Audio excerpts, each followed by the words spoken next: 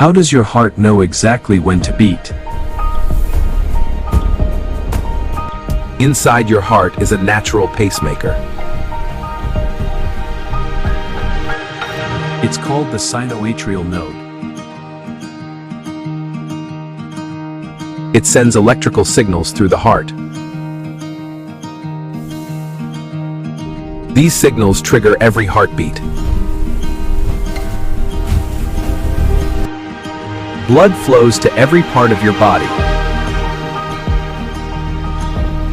When you move, your heart speeds up. When you rest, it slows down. All without conscious control. Your heart beats over 100,000 times a day. Curiosity unlocked.